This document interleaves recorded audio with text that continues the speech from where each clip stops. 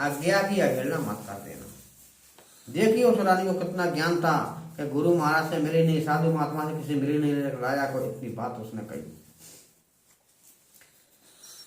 राजा बात कहूँ आछी और पाछे जग में होए ना हंसी, कि गुरु बड़े से बना लो तुम, लेकिन संसार में पीछे हंसी नहीं होनी चाहिए। और आज भवसागर में किसी भी जीव को अपनी हंसी की कोई फिक्र ही नहीं है। देखिए वो कोई ज्ञानी नहीं थी, लेकिन इतनी बुद्धि रखती थी वो रानी कि राजा को इतने शब्द कहे उसने। तो राजा कहने लगे, रानी मानो कहा हमारा, साहेब चरण वेग चित धारा। कहे रानी तुम्हारी बात मानो, तुम जल्दी चलो, वो पार ब्रह्म परमेश्वर हैं, उनके चरण पकड़ो चल के। धन यौवन तन रंग पतंगा, और छिन्न में छार होत है अंगा। के जे धन जवानी महल ये तो सब नाशमान है, एक छिन्न में मिट जाते हैं। तुरंत मानसो रानी रीना, संत दरस कामनी जो कीना। रानी ने राजा के वचन मान करके और उनके साथ चलने को तैयार हो गई। हाथ नारियल आरती लीना, सात खंड से उतर पग दीना। रानी ने हाथ में नारियल आरती करने के लिए लेकर के और सतखंडा पे से उतरती हुई चली आ रही है। सात सहेली संग लगी जब ही, स्वर कला अपने उतरी तब ही। सात सहेली अपने संग में लेकर के स्वर कला रानी उतरने लगी।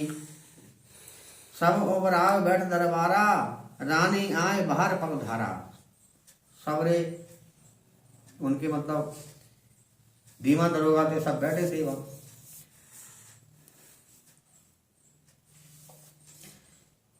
सब ओवरा उठे भैराई, स्वर कला कस अचरज लाई। रानी कहो न देखी भाई, सो रानी कस बाहर आई। उस नगर में उस रानी को किसी ने भी नहीं देखा था। जब रानी बाहर आई तो सबको एक अचंभा हो गया कि आज किसी ने रानी देखी नहीं थी, लेकिन आज क्या बड़ा बात पड़ गई। तो रानी बाहर महलों से आई।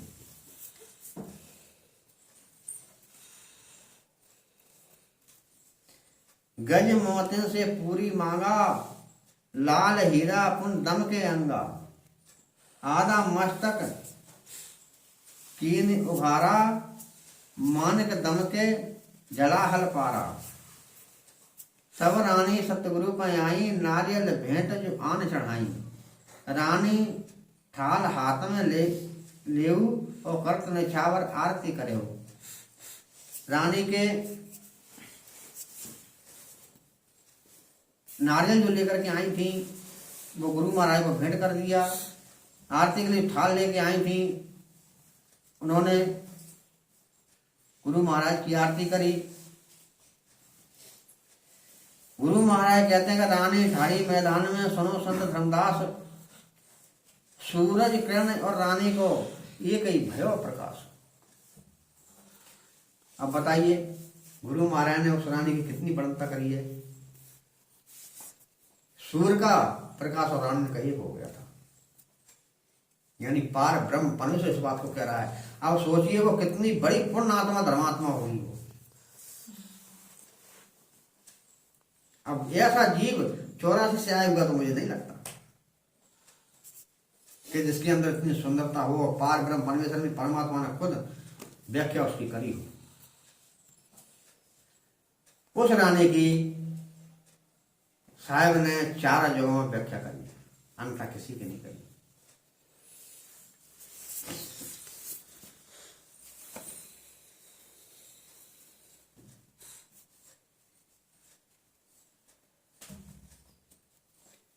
राजा रानी दंडवत कीना, ऐसी भक्त हृदय में कीना। दोकर जोर राय भय ठाड़ा, उपजो प्रेम हृदय अति गाढ़ा। रानी और राजा ने दोनों ने भक्ति गुरु महाराज की करी। दोनों हाथ जोड़ करके खड़े हो गए। उनके हृदय में बड़ा प्रेम उत्पन्न हुआ।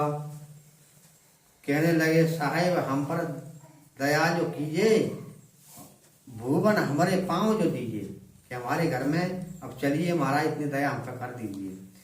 तभी हम मंदिर में आए, पलंग बिछाए तहाँ बैठाए।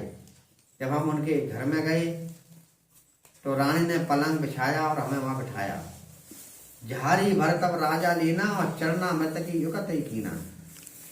पानी भर करके लेके आए और चरणामृत लेने की युक्ति उन्होंने बनाई।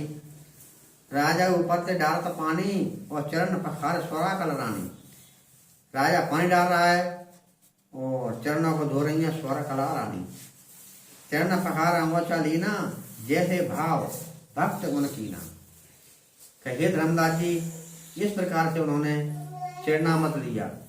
चरणामृत तब शीश चढ़ावा और ले चरणामृत बहु विनती लावा। चरणामृत उनने ग्रहण करके उसके बाद हमसे विनती करी।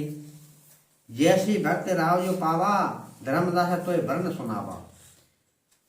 और कहो रानी की करनी सो साहेब तो भाको बरनी। धर्मदास जी पूछ रहे हैं कि महाराज रानी की करनी तो बताओ, जो तुम कह रहे थे कि सूर्य का और रानी का प्रकाश एक ही हो गया, इसलिए मैं कुछ रानी की करनी सुनना चाहता हूं।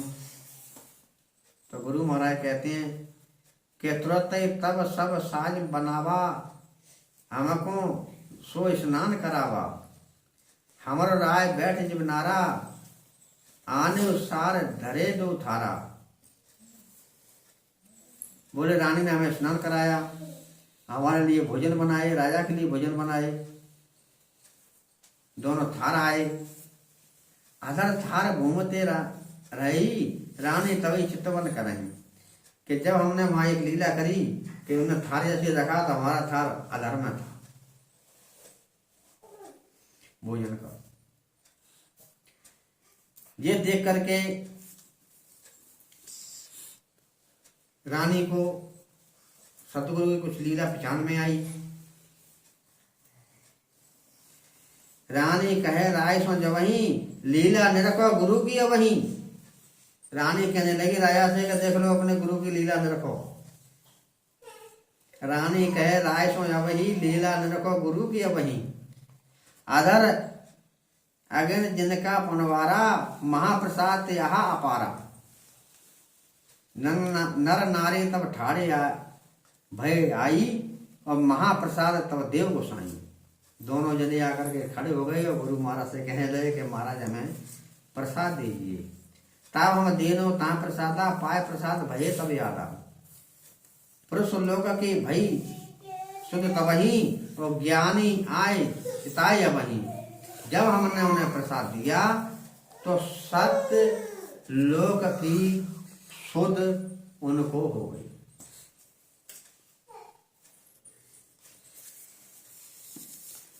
हम भूले तुम लीन चिताई और फिर न बिगो में आई जमराई। राजा कहने लगा कि हे महाराज हम भूले और तुमने हमें चेता लिया, लेकिन अब ऐसा न हो कि काल रंजन हमें फिर से ग्रास ले। का रट्टो है आँख तो मुचंगी ना। आँखें इसलिए मुझती है सत्संग में, पीछे पाप फेरते हैं और पीछे पाप सबको लगे। संतो पिछले पाप से हरिचल तना स्वाय के होंगे कि लड़ मरे के घर को भग जाए। पीछे के पाप जिससे जीव के अंदर ज्यादा होते हैं वो तीन कामों से काम कर देता है, या तो वहां लड़ जाता है, या घर को भग जाता है, या फिर सो जाता है।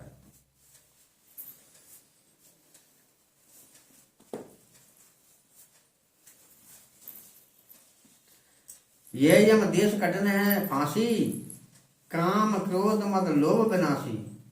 राजा कह रहा है गुरु महाराज से कि महाराज तुमने चेता तो लिया, लेकिन अब ऐसा न हो कि काल दोबारा से ग्रास ले। ये जम का देश है और ये बहुत कठिन है, जहाँ तो फांसी फांसी है। काम की फांसी, क्रोध की फांसी, मद की फांसी, लोभ की फांसी। काम क्रोध और लोभ यह तेरे बसे तन माही, सत्य नाम पाए बिना जमते छूटत नाही। गुरु महाराज कहते हैं कि सत्य नाम के बिना काल रंजन से कोई माई का लाल छूट नहीं सकता।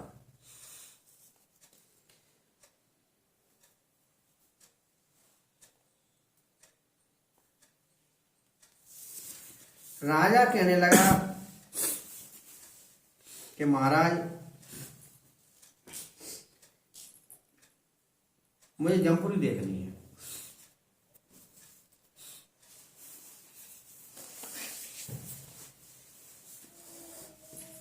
गुरु महाराज कह रहे राजा तुम जमपुर देख के क्या करोगे? बोले यही भजन भक्ति करो और अपने घर को चलोगे। बोले कि नहीं महाराज हमें देखना है। श्रवण लगी निजे लाम सुनाई त्वत राय कहें चले ले भाई। पहुंचे जहां सुमेर पहाड़ा पूर्व बैकुंठ रचो तई ठावा। गुरु महाराज कहते हैं कि समेरु पर्वत के ऊपर बैकुंठ जहाँ रचा हुआ है हम लेकर के वहां पहुंचे। जय विजय जो तहाँ रहे हो तेई साहेब को देखत भय हो। जय और विजय ये दोनों द्वारपाल हैं और जय विजय यही रावण और कुंभकर्ण हुए थे। वो साहेब को देखने लगे। कहें पौरिया बिनती लाई भूपत लोग कहाँ को जाई। वो साहेब से विनती करने लगे कि राजा को कहाँ ले जा रहे महाराज। तब पौर ने सो कहो एक जीव सतनाम जो गयो। उनसे गुरु महाराज कहने लगे कि सत्य नाम अगर एक जीव ने मिल लिया तो इस भवसागर उसको को रोक नहीं सकता। पूर्व बैकुंठ दिखायो चाही ताते हम आए ये ठाई। गुरु महाराज उनसे कहते हैं कि राजा बैकुंठ देखना चाहते हैं इसलिए हम उनको लिवा के ले आए। ताते हम चले रेंगाई पहुंचे चित्रगुप्त के ठाई। बोले उस द्वार से हम निकल करके और आगे चले तो हम चित्रगुप्त जी यहाँ बैठे हुए हैं वहां हम पहुंचे। लगो दरबार चित्र को जावा और पाप पुण्य को निवेरो तहवा। दरबार लगा हुआ है जो हमने अभी बताया कि उनकी अर्दली में बहुत से जमदूत खड़े रहते हैं। पाप पुण्य का निवारण वहां होता है। देख साहेब को ठाड़े भय हाथ जोड़ के विनती करे हो। सब के सब ठाड़े हो गए साहेब को देख करके हाथ जोड़ के विनती करने लगे। धर्मराय भी खड़े हो गए, चित्रगुप्त जी भी खड़े हो गए।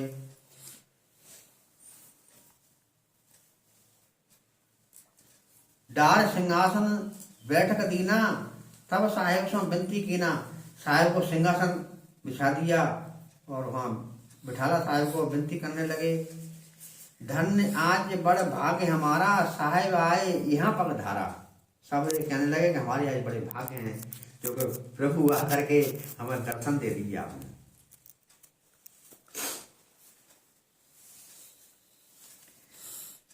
आए गुप्त साहेब के पास आप विनती करत बहु भय उदासा। चित्रगुप्त जी साहेब के पास आए और उनसे विनती करने लगे लेकिन वो उदास थे। हे साहेब हम पूछे तुम पे कहाँ लाए भूपन कहूँ हम पे। कि साहेब मैं तुमसे पूछता हूँ ये राजा चुका हो जाए। यह तो चोर हमारो खाई अथवा पापी राजा है आई। ये तो चोर है पापी है और ये तो यहीं रहेगा जहाँ जाने के योग्य नहीं है। तब साहेब गुप्त से कहू लिखनी तुम्हारी देव चुकाई। चित्रगुप्त जी साहेब कहने लगे हैं कि तुमने जो लिख के रखा है उसको मैं दूं तो।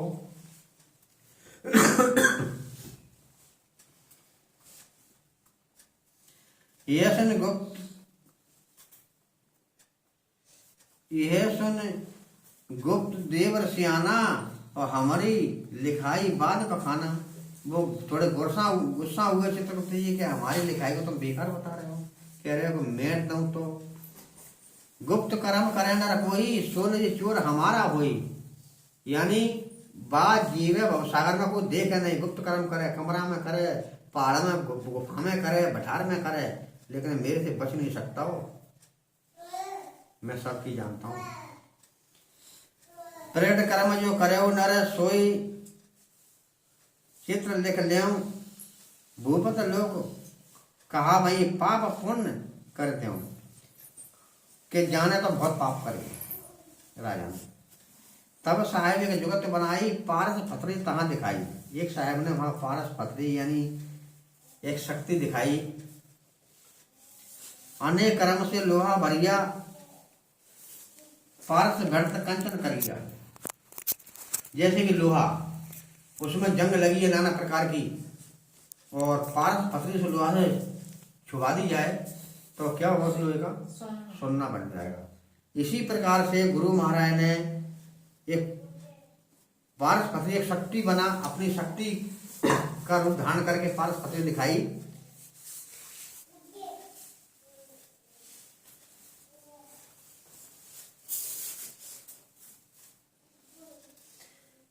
सहायक गुप्त से कहें समझाई, इनको लोहा करो रे भाई।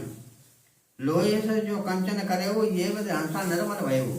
क्या हे चित्रगुप्त जी, तुमने इसको लोहा कह दिया, और लोहे को अगर सुन्ना बना दिया जाए तो फिर इसी प्रकार से मेरा हंस, मेरा जीव मेरे नाम से पवित्र हो जाता है। जो मैं जीव को नाम देता हूं फिर वो सुन्ना बन जाता है, अब वो पापी नहीं रहता। इतने सुन यम भय अधीना और फिर नतन से बोल न कीना। इतना सुन करके सबरे ही साहिब के अधीन हो गए और उनसे कुछ कहने के योग्य नहीं रहे। अहो जमराय बचन सुन मोरा, तो कहे करम तो करहूं चूरा। राजा को ले जाओ भाई, और इनको यमपुरी ले आओ दिखाई। गुरु महाराज कह रहे हैं चित्रगुप्त जी से, जमदूतों से, कि इस राजा को ले जाओ और जमपुरी दिखा के लाओ।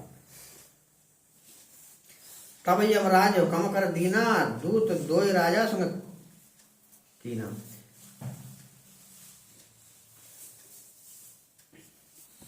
यमराज ने आदेश दिया, दो जमदूतों से कहा कि राजा को आप ले जाओ और जमपुरी दिखा के ले आओ।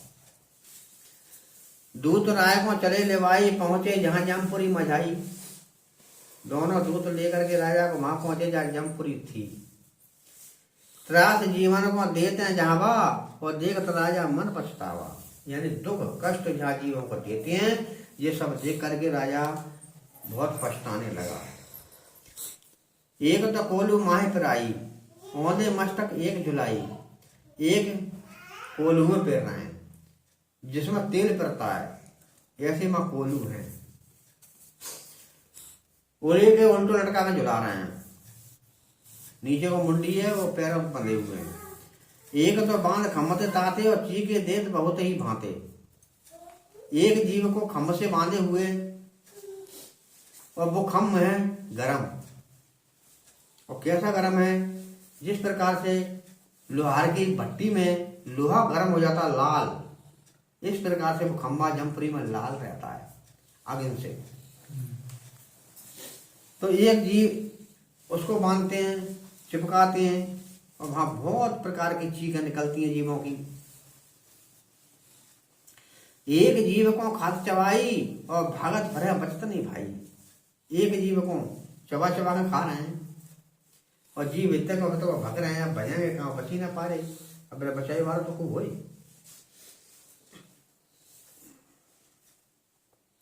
ऐसे त्रास जीवन को दैव देखत राजा बैकुल भयऊ। इस प्रकार से जीवों को त्रास ही डर देख करके, दंड देख करके राजा को डर लगने लगा खुद को ही। कुंड 84 बने हैं ते पाही, और भांति भांति जब त्रास दिखाई। 84 कुंड भी वहां बने हुए हैं जो महानृत्य कुंड है। एक जीव कुंड में डारा और मोंगल सिर में मारे पारा। एक जीव कुंड में डार के और फिर ऊपर से बैठ जाता है, ऊपर को आता है, मोगरी मारता है ऊपर से, नीचे में जा। आपको कितना जाए विचार।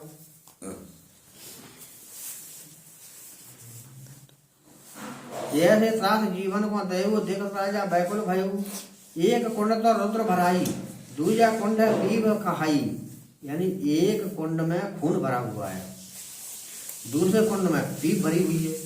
जैसे कि फोड़ा बन जाता है, उसमें क्या पड़ जाती है? पीप। इस प्रकार से कुंड बने हुए मां। योजन 4 की है चकराई, योजन 4 लंग गंध उड़ाई। गुरु महाराज कहते हैं 4 योजन की लंबाई चौड़ाई है, गोलाई में है, और 4 योजन तक उसकी दुर्गंध उड़ती है उन कुंडों की।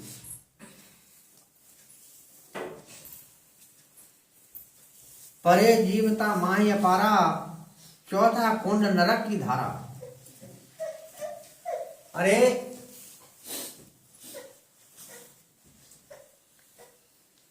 चौथा कुंड है वो भयंकर नरक का है।